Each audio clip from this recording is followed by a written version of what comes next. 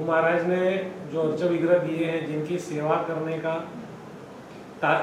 जो भार है वो शिष्य पे दिया है, तो कुछ भक्त जो है वो राधा गिरधारी को अपना इष्ट मानते हैं, कुछ है जो राधा गोपीनाथ को अपना इष्ट मानते हैं, बाकी भगवान में तो कोई अंतर नहीं। लेकिन फिर भी आप मुझे अगर बोलेगा ना कि राधा गिरधारी की सेवा करता हूँ, मैं नहीं कर सकता। मैं कर भी सकता हूँ कि चलो भगवान ही है ना, आखिर उनसे भी लगाव है, लेकिन जिस भगवान का आपने सेवा किया, जिनका आप रोज नित्य नेम से दर्शन करते हैं, उसमें आपका अनुराग हो जाता है, आपका भाव उसमें घुस जाता है। आप उसको देखिए, मतलब आप इसको ज़्यादा लंबा मत खींच के लेके जाइए कहीं भी बाहर। माई पॉइंट टू से इज, आप अगर राधा गिरधारी के भक्त हैं, आप में से कौन है यहाँ पे, कौन भगवान के लिए कौन भोग बनाता है यहाँ पे? आप बनाते हैं भगवान भोग? आप बनाते हैं? आप सब लोग बनाते हैं ना? लिट्टी किचन में। अच्छा, आप लोग सेवा करते हैं, तो आपको एक अलग एक लगा होता होगा ना राधा गिरधारी से, जो आपको राधा गोपीनाथ से नहीं है।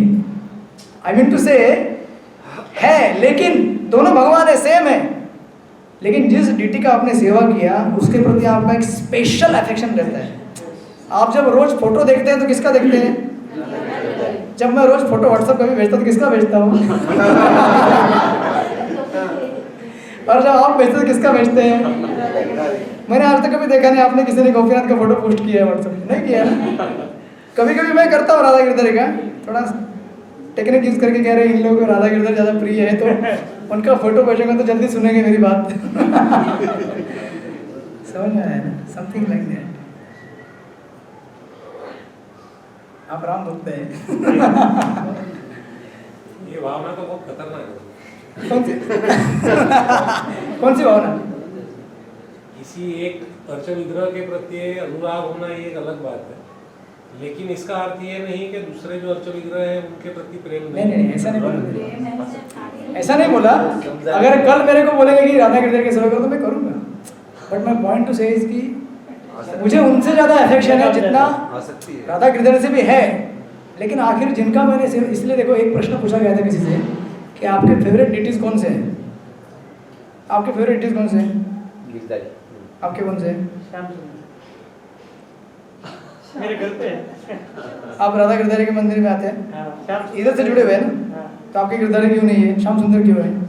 मेरे घर पे रोज आपके कौन से? राधा रास। मेरे कौन से? गोपीनाथ। तो इसीलिए हम तो उत्तर में ऐसा आया था कि जिसकी हम सेवा करते हैं रोज, वो आपकी फेवरेट डिटीज है।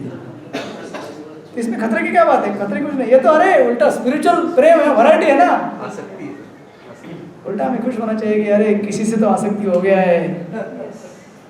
और ऐसा नहीं कि मैं कभी राधा रास नहीं जाता हूँ, उधर भी जाता हूँ तो बहुत घंटों घंटे दर्शन लेता हूँ, इधर भी आता हूँ दर्शन लेता हूँ, लेकिन फिर भी जब पोस्ट करूँगा फोटो तो देखा नहीं दर्शन लेते हुए।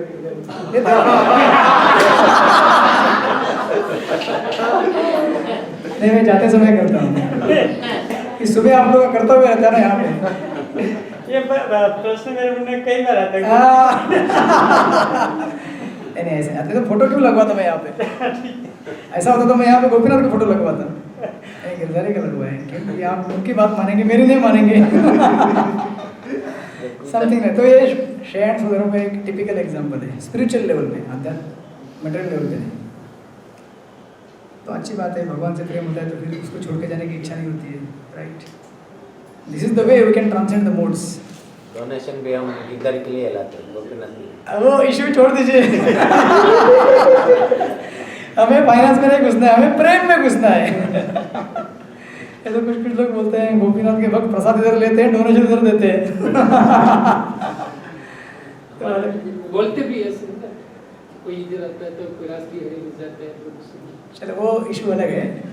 मेरे कहने का पॉइंट ये था कि हमें अनुराग होता है जिस डीटी का हम सेवा करते हैं, और ये बहुत ही सौभाग्यशाली चीज़ है, बहुत ही अच्छी चीज़ है। तो अभी अर्जुन पूछेंगे कि भाई ये कर्मयोग करते करते मुझे इंद्रियों को तो कंट्रोल में, आपने कितना बोल दिया इंद्रियों को कंट्रोल में रखना है, आसक्ति के अंडर में नहीं आना है, लेकिन मैं प्रयास करता हूँ फिर भी क्या होता है, मेरे अंदर वासना उत्पन्न होती है। तो बोलते हैं कि मनुष्य न चाहते हुए भी पाप कर्मों के लिए प्रेरित क्यों होता है? ऐसा लगता है कि उसे बलपूर्वक उनमें लगाए जा रहे हैं, उसका कारण क्या है? तो प्रभुपाद उत्तर देते हैं, अभी भगवान उत्तर देंगे। श्री भगवान उवाच कामेश क्रोधेश रजोगुण संभवम महाशनो महापाप्मा विद्येन विहवैरिणम्। पढ़िए पढ़िए। श्री भगवान ने कहा हे अर्जुन, इसका कारण जो उनके संपर्क से उत्पन्न काम है, जो बाद में क्रोध का रूप धारण करता है और जो इस संसार का सर्वभक्षी पापी शत्रु है। ओके, तो ये कहाँ से उत्पन्न होता है और क्या चीज है ये? हाँ, रजोगुण के संपर्क में आने से क्या होता है? काम उत्पन्न होता है। और प्रभुपाद सुंदर उदाहरण दे रहे हैं तात्पर्य में कि जिस तरह से इमली के संपर्क में दूध क्या बन जाता है? दही बन जाता है। उसी तरह से जीवात्मा का भगवान के प्रति जो प्रेम है शुद्ध, वो भौतिक प्रकृति के संपर्क में आने से काम में बदल जाता है। समझ गए आप उदाहरण? Something like that.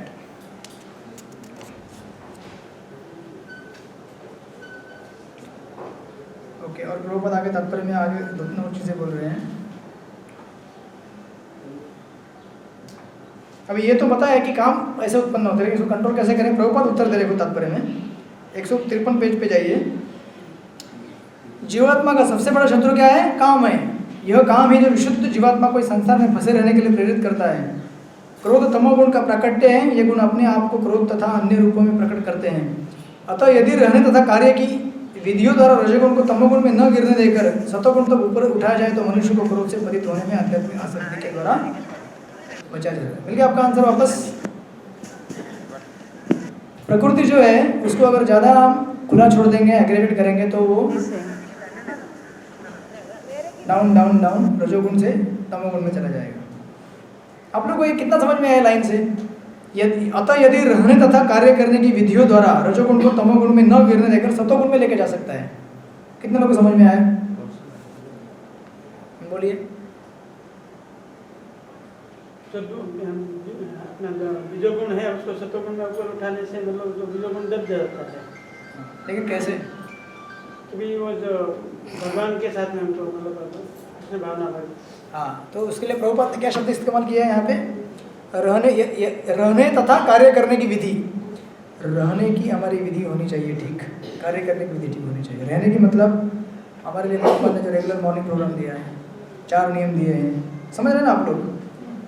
ये नियम पालन करने से, 4 सुबह सुबह जपा करने से और भागवत का श्रवण करने से हम क्या हो जाते हैं? सत्वगुण में स्थित हो जाते हैं। और फिर सत्वगुण से हम शुद्ध सत्व में जा सकते हैं। और अगर हम ये चीज़ नहीं करेंगे तो हमारा रजोगुण तो ऑलरेडी है। रजोगुण क्या हो जाएगा?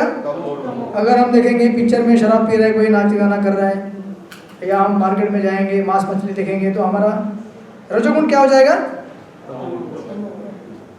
बस एग्जैक्टली लाइक दिस। तो बेसिकली ये क्या है? 6ठे अध्याय में आएगा ये। युक्त आहार विहार से युक्त चेष्ट से कर्मसु। हमें अपने जीवन को रेगुलेट करना चाहिए। उठने का समय फिक्स होना चाहिए, सोने का समय फिक्स होना चाहिए। ऐसा करेंगे तो हमारा रजोगुण क्या है? क्योंकि देखिए सत्वगुण का लक्षण क्या है? टाइम टेबल फॉलो करना है। इस टाइम में उठना है, इस टाइम में बैठना है, इस टाइम में खाना है। कभी भी कोई सडनली चीज़ नहीं करना है। आज मन कर दिया चलो आज क्लास बंद कर देंगे, आज मन किया क्लास कर लेंगे। क्लास रोज होगा क्या? नहीं होगा। मेरी इच्छा हो गई चलो आज क्लास करते हैं, नहीं आज क्लास नहीं करते हैं। ऐसा होगा क्या? नहीं होगा। अपने नित्य वर्धमान चिदानंद के लिए भगवान ने अपने आप को अनेक रूप में विस्तार कर लिया है और जीवात्मा उनके इस चिदानंद के ही अंश है। उनको भी आंशिक स्वतंत्रता प्राप्त है, किंतु अपनी स्वतंत्रता का दुरुपयोग करके जब वे सेवा को इंद्रिय रूप में बदल देते हैं तो वे काम की चपेट में आते हैं। तो बेसिकली प्रभुपाद यहाँ पे काम का ओरिजिन बता रहे हैं। काम कहाँ से उत्पन्न होता है? एक तो पहले चीज क्या है? काम कहाँ से उत्पन्न होता है? रजोगुण के संपर्क से। और काम से जीवात्मा प्राप्त क्या करना चाहता है? आनंद ना। तो हमें रूट में जाना पड़ेगा कि आनंद करने की प्रोपेंसिटी आई कहाँ से? वो कहाँ से आई? क्योंकि हम कौन है? अंश है। हमको आनंद कब मिलेगा? जब भगवान से वापस संपर्क करेंगे, उनकी सेवा करेंगे, तो उस कॉन्टेक्ट से हमको आनंद मिलेगा। लेकिन जब हम भगवान से विमुख हो जाते हैं, इस दुनिया में आते हैं और जब हम अपना कार्य चालू करना करते हैं और अपने लाइफ को पूरा अनरेगुलेटेड जीते हैं, तो जो आनंद पाने की तो इच्छा है ना, तो या तो आपको काम से मिलेगा या ध्यान से मिलेगा।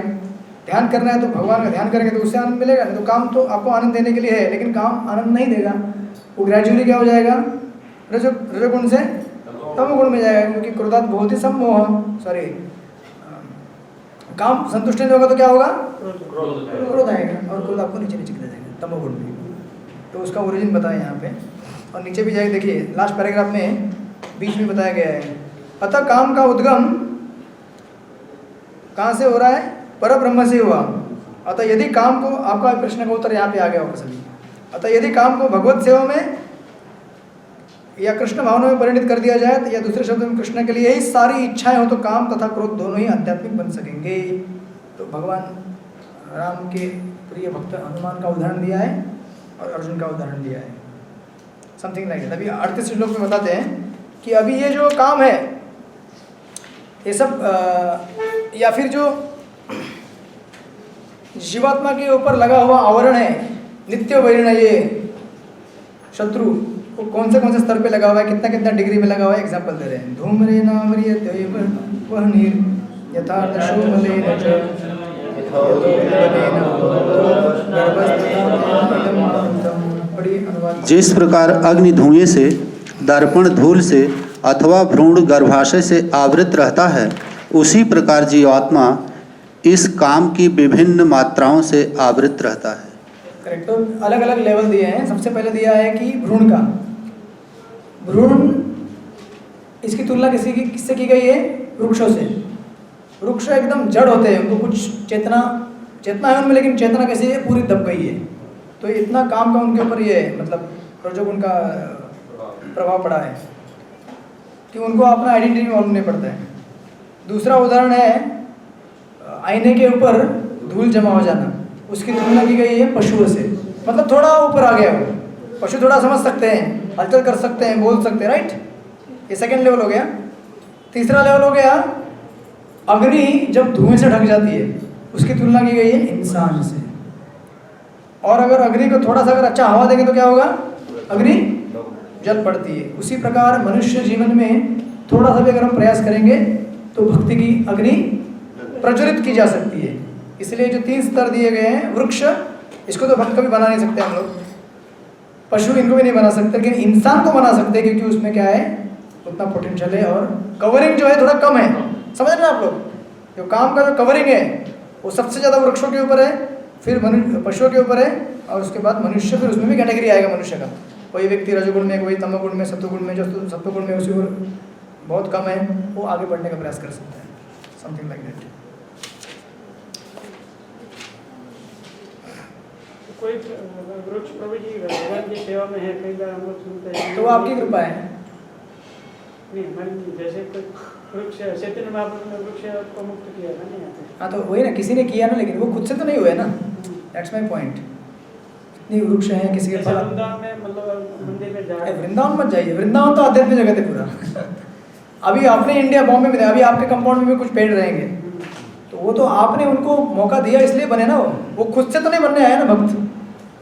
या कोई गाय बैल है, बैल रहता है, वो पदयात्रा में सेवा करते हैं संकीर्तन मंडली में, है ना, वो खुद से तो नहीं आया ना ढूंढने के लिए कि अरे यहाँ पे मंदिर है क्या, मैं बैलगाड़ी चलाना चाहता हूँ। आपने लेके आए ना, तो वो आपके एफर्ट से आया, वो खुद से नहीं आए। उनके ऊपर इतना आवरण है कि वो खुद से नहीं आ सकते भक्ति में, पशु और वृक्ष योनि नहीं आ सकते। लेकिन आप अगर, इसलिए हरिदास ठाकुर को महाप्रभु ने पूछा था कि अरे इनका उद्धार कैसे होगा बाकी जीवों का, तो हरिदास ठाकुर बोले कि जोर से बोलो, हरे कृष्णा कृष्णा कृष्णा हरे हरे, हरे राम राम राम हरे हरे। ध्वनि सुनने से उनका कल्याण होगा। वो जो बैठा हुआ कचरा है वो दूर हो जाएगा, धीरे धीरे धीरे धीरे साफ हो जाएगा आईना। नहीं, कई सारे ऐसा जानवर भी होता है, जैसे हम लोग के गांव में एक कुत्ता था, तो वो एकादशी के दिन उनको अन्न, तो उसका पूर्व जन्म है, पूर्व जन्म में वो भक्त था। और मैं जहाँ पे रहता हूँ वहाँ राम मंदिर है बच्चा, वहाँ पे रोज मंदिर में जाते, कुत्ता वहाँ पे हिलता ही नहीं, वहाँ पे बैठा रहता है, कुछ भी करो। तो हमारे बुकुड़म के इधर भी मंदिर में एक बिल्ली है, हाँ, वो उधर ही आती है हमेशा। उसको कभी कहीं अनुभव, उसको मैं कितनी बार लकड़ी से भगाया, उधर ही आती है वो। और क्या खाती है मालूम है क्या? वो मूढ़ी खाती है। और उस दिन मैं नारियल तोड़ के दी, नारियल खाया उसने। मैं बोला कौन सी बिल्ली है यार ये। और चटपटा खाती है, चिप्स वेपर्स हम लोग अभी खाते हैं, तो वो आती है पूरा मुंह ऊपर करके मांगना चालू करती है, तो हम देते थोड़ा सा निकाल के। मैं बोला ये बिल्ली है कि आदमी है ये? मैंने आज तक कभी बिल्ली को आपको उसको कबूतर खाते हुए भी देखा है मैंने। लेकिन वो ये सब चीज़ खाती है, तो क्या समझने का उसको अभी? पूर्व पूर्व संस्कार पूर्व जन्म में कुछ इंप्रेशन रहेगा, कुछ गलती किया तो पशु योनि में आ गए, बस घूम रहे ऐसे ही वो। एक दिन एक वीडियो आया था किसी का, एक कुत्ता था, एक किसी मंदिर में कीर्तन, आप लोगों ने भेजा था किसी ने? हाँ, एक मंदिर में कोई तो भजन गा रहा है और एक कुत्ता पीछे से आके वो भजन में सुर लगा रहा है। तो एक्स्ट्रा ऑर्डिनरी कैटेगरी है वो, लेकिन जनरल कैटेगरी वो नहीं आ सकते हो, ठीक है ना। आवृत्तम ज्ञानमेतेन ज्ञानिनो नित्यवैरिणा कामरूपेण कौन्तेय पुष्पेण च। का ज्ञानमय जीवात्मा की शुद्ध चेतना उसके काम रूपी नित्य शत्रु से ढकी रहती है, जो कभी भी तुष्ट नहीं होता और अग्नि के समान जलता रहता है।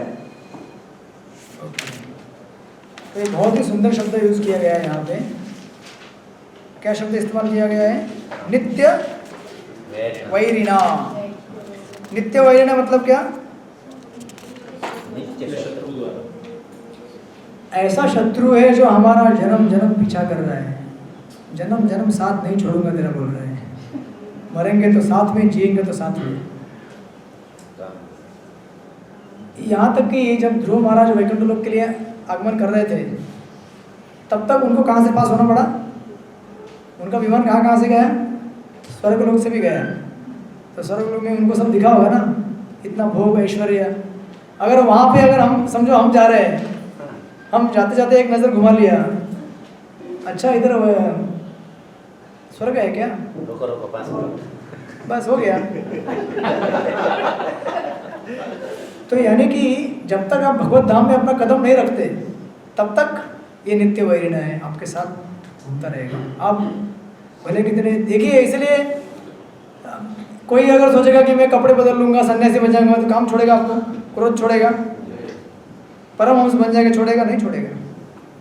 इसलिए एक जगह पे डेफिनेशन बताते हैं कि मुक्त जीव मुक्त क्यों रहता है? मुक्त जीव मुक्त रहता है क्योंकि वो हमेशा अलर्ट रहता है कि मैं कहीं बद्ध ना हो जाऊं।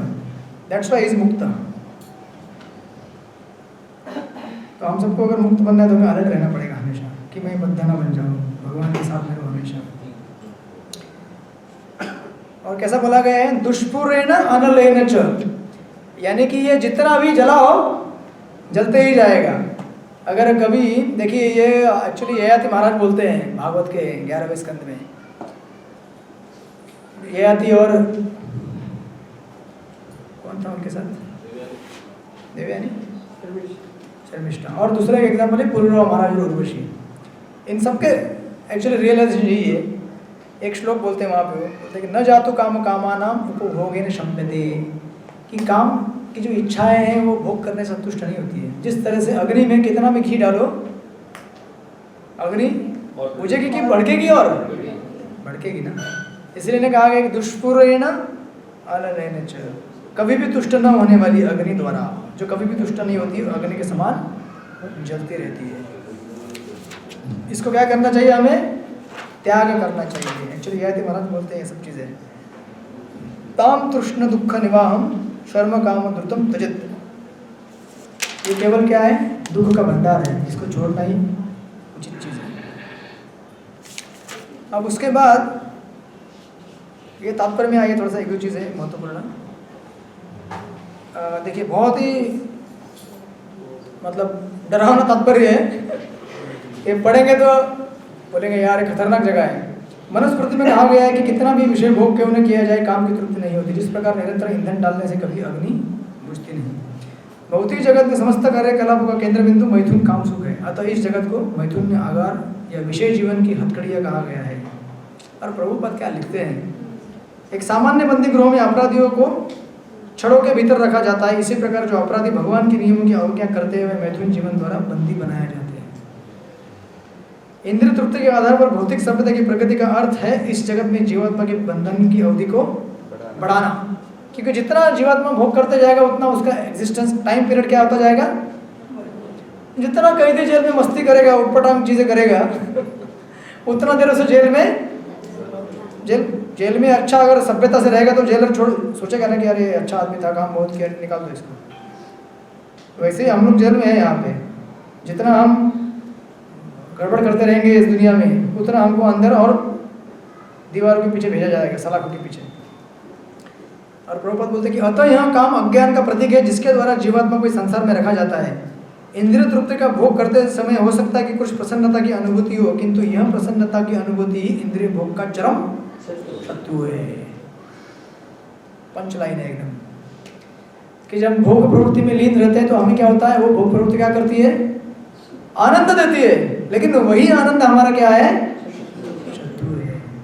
जिस तरह से मछली को खाने के लिए वो जो कांटे में आटा लगाया जाता है, देखने में एकदम जानदार शानदार लगता है, टेस्ट मिलता है उसको, लेकिन वही उसका क्या है।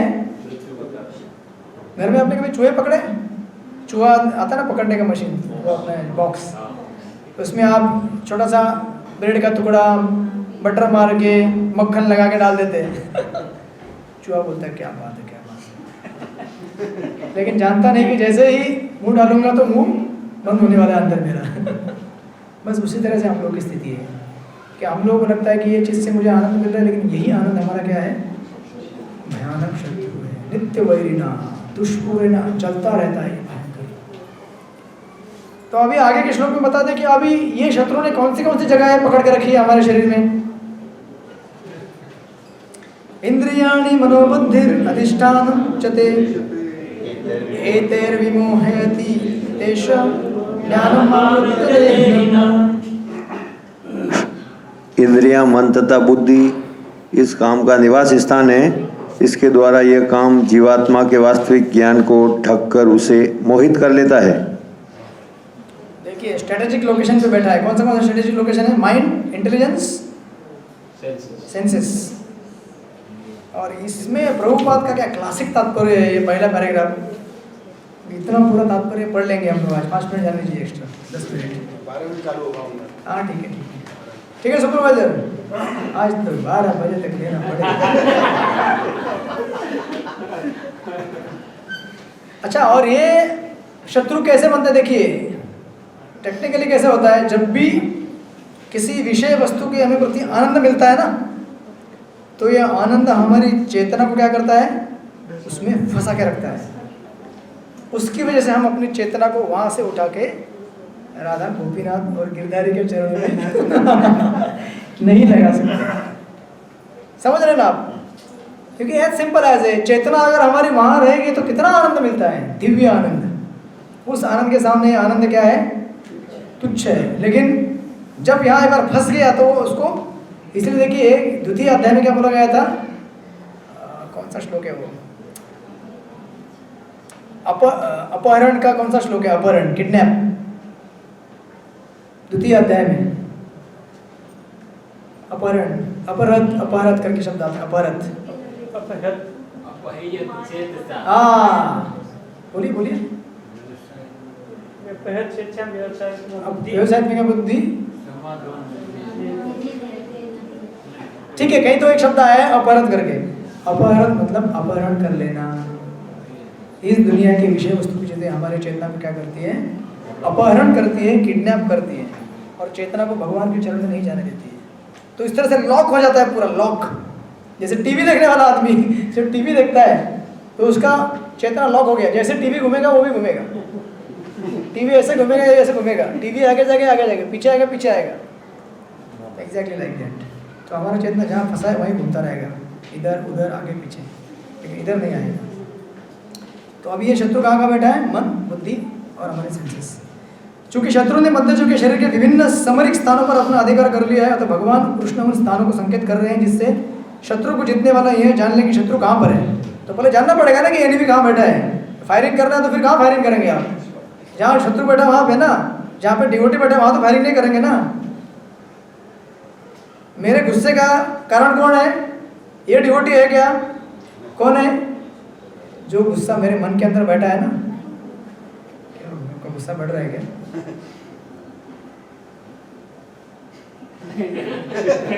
बोला टाइम गया फिर भी बोले लेक्चर ले रहे हैं, अभी मैं मेरा गुस्सा दिखाता हूँ, कुछ नहीं है ना। मन समस्त इंद्रियों के कार्यकलापों का केंद्र बिंदु है। अतः जब हम इंद्रिय विषयों के संबंध में सुनते हैं तो मन इंद्रिय तृप्ति के समस्त भाव का आगार बन जाता है, कैपिटल। इस तरह मन तथा इंद्रिया काम की शरणस्थली बन जाते हैं। समझ गए आप? सबसे पहले काम कहाँ से आया, एंट्री कहाँ से किया, इंद्रिय, इंद्रियों से मन में घुस गया। अभी क्या होता है देखिए आगे। इसके बाद बुद्धि ऐसी कामपूर्ण रुचियों की राजधानी बन जाती है क्योंकि बुद्धि क्या करता है, क्या करता है बुद्धि, अरे स्कीम करता है ना, हाँ अभी ऐसे करो। मन क्या करेगा, डिजायर करेगा, मन स्कीम नहीं कर सकता।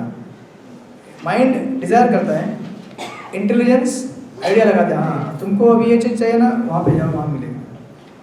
बुद्धि आत्मा की निकट पड़ोसी ने, देखिए बुद्धि क्या है, आत्मा का। काममय बुद्धि से आत्मा प्रभावित होता है जिससे उसमें अहंकार उत्पन्न होता है। देख रहे हैं अभी कितना टेक्निकल है और कितना सिंपल भी है। और वह पदार्थ से तथा इस प्रकार मन तथा इंद्रियों से अपना तदात्म कर लेता है। कहां से शुरू हुआ, इंद्रिय वस्तु मन में गया, मन से बुद्धि में घुस गया, और बुद्धि सबसे करीब कौन है, आत्मा के है। फिर बुद्धि जो है polluted intelligence pollutes the soul, and then आत्मा अपने आप को क्या समझता है, यही आनंद अगर मुझे मिलेगा तो मैं संतुष्ट हो सकता हूँ। फिर आत्मा अपने आप को शरीर मानना चालू करता है, फिर शारीरिक स्तर पे कार्य करना चालू करता है। इस तरह से उसका ये चयन श्रृंखला आगे बढ़ता है पतन होने का।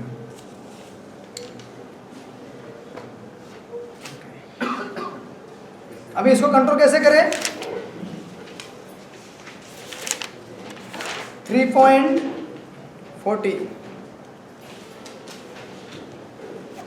सॉरी 3.40 नहीं 3.41 तस्मात् त्वम् इंद्रियाणादो नियम्य भरतर्षभ पापान् ज्ञानविज्ञाननाशनम्। पढ़िए पढ़िए। इसलिए हे भरतवंशियों में श्रेष्ठ अर्जुन, प्रारंभ में ही इंद्रियों को वश में करके इस पाप की महान प्रतीक अर्थात काम का दमन करो और ज्ञान तथा आत्म साक्षात्कार के इस विनाशकर्ता का वध करो। ज्ञान और विज्ञान का नाश करता है। ज्ञान क्या है कि मैं शरीर नहीं, मैं आत्मा हूँ, इस ज्ञान को नष्ट करता है। और विज्ञान क्या है, विज्ञान basically desire for self realisation. अरे भाई मैं शरीर नहीं हूँ, मैं आत्मा हूँ, ये जानने की इच्छा को भी वो क्या करता है, नष्ट कर देता है। इस तरह से वो क्या है, हमारा शत्रु है। ज्ञान विज्ञान नाशनम।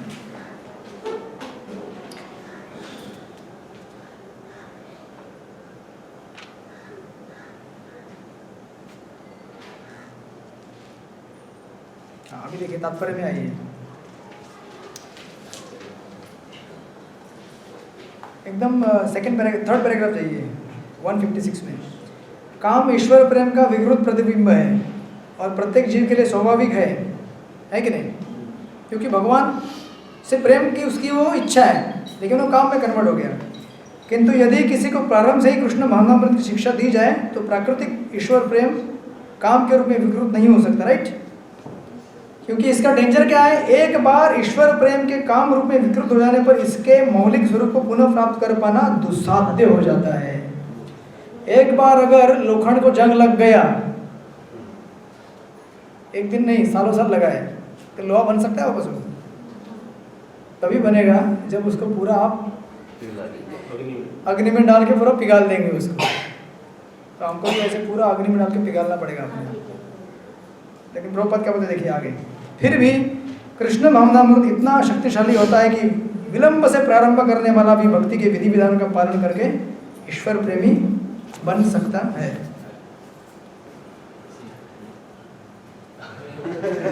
ईश्वर प्रेम प्रकट हो रहा है। अतः जीवन की किसी भी अवस्था में या जब भी किसी अनिवार्यता समझी जाए, मनुष्य कृष्ण भावनामृत भगवत के द्वारा इंद्रिय को वश में करना प्रारंभ कर सकता है और भगवत में बदल सकता है, राइट। तो देर हुई तो कोई बात नहीं है, क्लास चालू हो जाएगा। 40 to 43 पढ़ के कंप्लीट कर देते हैं। इंद्रियाणि पराण्याहु इंद्रियेभ्यः परं मनसस्तु परा बुद्धे एवं बुद्धे परं बुद्ध्वा संस्तम्भ्य आत्मनम् आत्मना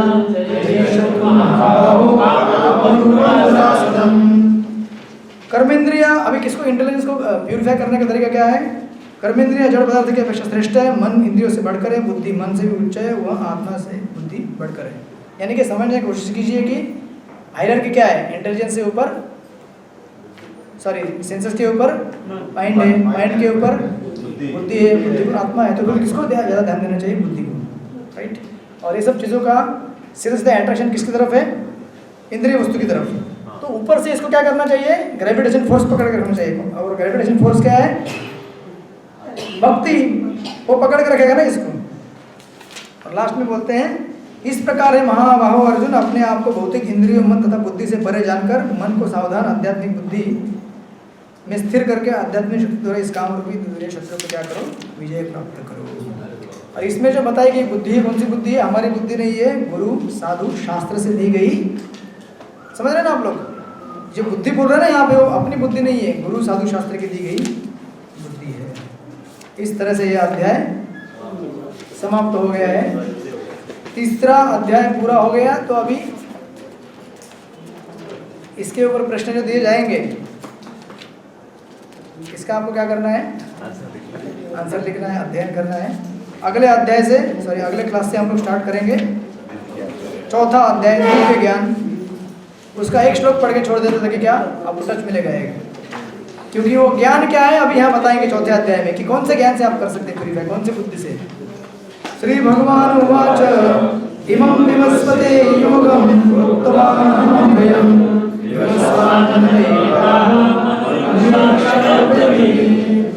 श्री भगवान श्री कृष्ण ने कहा, मैंने इस अमर योग विद्या का उपदेश सर्वदेव विवस्वान को दिया और विवस्वान ने मनुष्य के पिता मनु को उपदेश दिया और मनु ने इसका उपदेश, और इसी का उपदेश हम अगले लेक्चर में स्टार्ट करेंगे।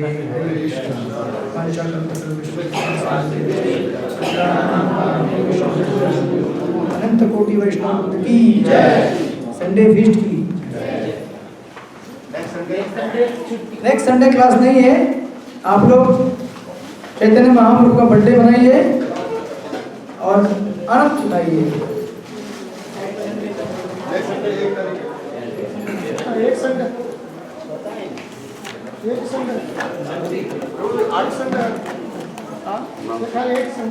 हाँ एक ही संडे, ज़्यादा नहीं,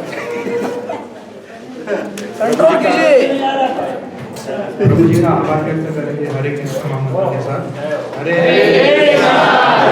कृष्णा कृष्णा कृष्णा हरे हरे, हरे राम राम राम हरे हरे। अभी ये महीने में 24 मार्च को हिज होलीनेस बृहद भागवत महाराज का सेमिनार है भक्ति सदाचार।